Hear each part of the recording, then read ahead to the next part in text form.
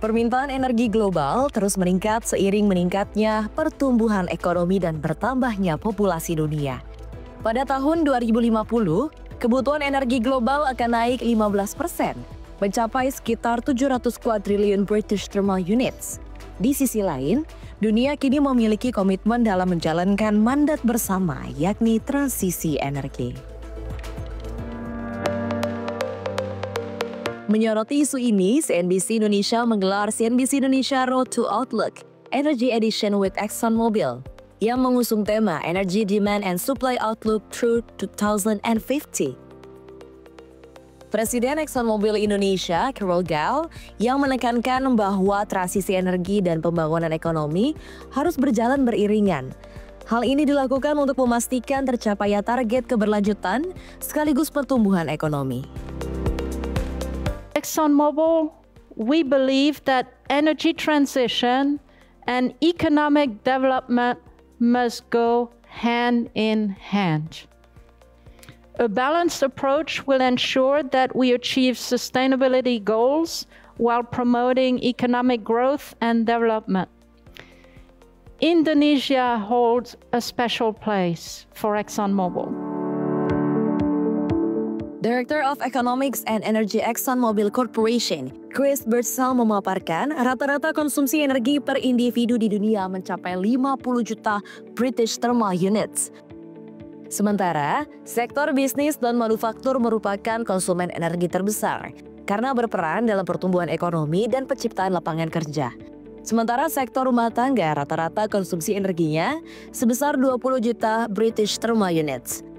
Chris juga menyoroti konsumsi energi Indonesia masih di bawah rata-rata global, yakni 50 juta British Thermal Units. Namun, untuk memenuhi kebutuhan tersebut, minyak dan gas masih memiliki peran penting. Sektor minyak dan gas berkontribusi sebesar 54% dalam pemenuhan energi dunia di 2050. Kemudian energi fosil lainnya, batu bara porsinya diproyeksi menjadi 13%. Sementara kontribusi energi terbarukan seperti non-biomasa diproyeksikan sebesar 15%, meningkat dari 6% di 2023. Disusul oleh porsi bioenergi 11%, naik dari 9% di 2023, dan energi nuklir memiliki peran 7% di 2050, bertambah dari porsi di 2023 sebesar 5%. We still see that oil and gas makes up more than 50% of the energy mix. And I offer some comparisons to third parties. The International Energy Agency stated energy policies scenario, pretty similar outcomes, slightly higher overall energy demand, more renewables, but still oil and gas a very large source. And then the far right, again, is that average of hundreds of scenarios in the UN's IPCC pathways that shows that even in a well below 2 degrees C pathway, oil and gas in 2050 still makes up a significant portion of the energy system, even while renewables in the purple grow significantly.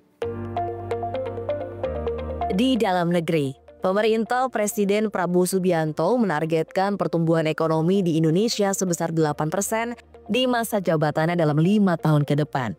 Namun, tanpa investasi yang signifikan di sektor energi, pencapaian target ini dianggap mustahil. Data dari Kementerian Energi dan Sumber Daya Mineral menunjukkan bahwa realisasi investasi di sektor ESDM pada tahun 2023 mencapai 30,3 miliar US dollar, meningkat 11% dari tahun sebelumnya yang sebesar 27 miliar US dollar. Namun, untuk mencapai pertumbuhan ekonomi 8%, Indonesia memerlukan investasi energi sekitar 2.600 triliun rupiah per tahun. Dari keempat subsektor tersebut, hanya subsektor ketenaga listrikan yang mencapai target investasi yang ditetapkan sebesar 12 miliar US dollar.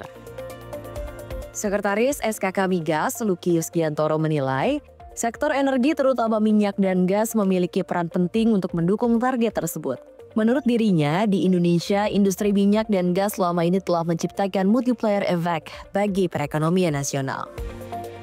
Energy is quite important. It will come first. The reason why energy must come first is that, again, when you have energy sector in place, you have trickle-down effect. And that's what drives economics. Almost 50% of primary energy demand is still based on oil and gas. And then on the crude oil itself, we still import about 38%. So we need to boost production in Indonesia. Every additional 10,000 barrel of oil per day production additional will generate 1 trillion rupiah of state revenue. And that state revenue can be used for other purposes in the government. So there is an additional value of upstream oil and gas, of course, and that's what we see. So it's not only what do we generate from tax generated from oil and gas companies, but there's an additional value. Lucky menekankan pentingnya mendorong produksi energi semaksimal mungkin untuk memenuhi kebutuhan domestik sekaligus mendukung pertumbuhan ekonomi nasional. Menurut Lucky, optimalisasi sumber daya energi yang sudah tersedia dapat memperkuat ketahanan energi Indonesia, mengurangi ketergantungan pada impor, dan membuka peluang industri hilir yang lebih luas lagi. Dengan strategi yang tepat, Indonesia bisa meningkatkan efisiensi energi, menarik investasi, serta mempercepat transisi menuju energi yang lebih berkelanjutan. Dalam kesempatan tersebut, Wakil Ketua MPR RI yang juga merupakan anggota Komisi 12 DPR RI, Edi Suparno mengingatkan kembali bahwa pemerintah memiliki komitmen untuk menjalankan transisi energi. Presiden Prabowo Subianto telah mengumumkan rencana untuk mempensiunkan semua pembangkit listrik berbahan bakar fosil dalam 15 tahun ke depan. Lebih dari 75 gigawatt kapasitas energi terbarukan akan dibangun. Dengan sumber daya energi terbarukan yang melimpah, Indonesia optimis dapat mencapai target nol energi bersih atau net zero emission sebelum 2050. Transisi ini diharapkan mampu menjawab tantangan suplai energi global, sekaligus mengurangi emisi demi keberlanjutan masa depan. Indonesia is a country that is blessed with ample of renewable energy sources. We're seeing what? We're looking at 3,700 gigawatts of potential. But on the other hand, we're also blessed with abundant of fossil fuel that we still have not explored in full. We're looking at current rate of 900 million tons of production of coal. We're looking at coal that is available for the next 200 years in Indonesia. And coal is perceived, and again, I highlight this, perceived as cheap energy. But if you look at the entire coal sector today, I mean, coal is somewhat subsidized by the government because the domestic market obligations and the domestic price obligations is something that makes coal somewhat economical today.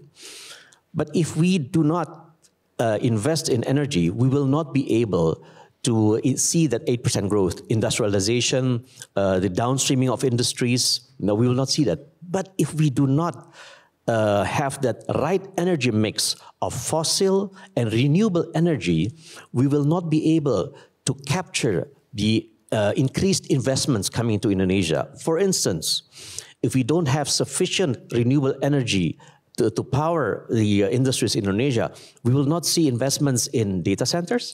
We will not see investments in export-related goods because our exports will have to be in line with the regulations that the importing countries have put to Indonesia, else we'll be subject to carbon tax.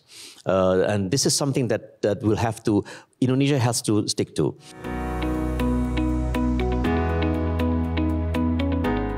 Sebagai perusahaan energi nasional, PT Pertamina juga berupaya untuk meningkatkan produksi minyak dan gas demi memenuhi kebutuhan energi di dalam negeri. Di samping juga menjalankan komitmen transisi energi melalui pemanfaatan teknologi. Pertamina berkolaborasi dengan ExxonMobil tengah mengembangkan Carbon Capture Storage atau CCS di Laut Jawa dengan kapasitas mencapai 3 gigaton CO2 sebagai langkah dalam mendukung dekarbonisasi. In terms of technology, try to work together with our partners. So every time we try to partner, we don't look only the financial aspect of the partnership, but also the technology that they can bring to elevate our capability. Other things is permitting and also the procurement. So if we can have a smoother permitting, then we can drill much more faster. So I think we will still, at some point, we will reach a bottleneck. Drilling 1,000 wells per year is already big, but it's already huge ambition. But we can prepare better our subsurface and have a better result. Centralization of procurement as well, how to get things faster and so on.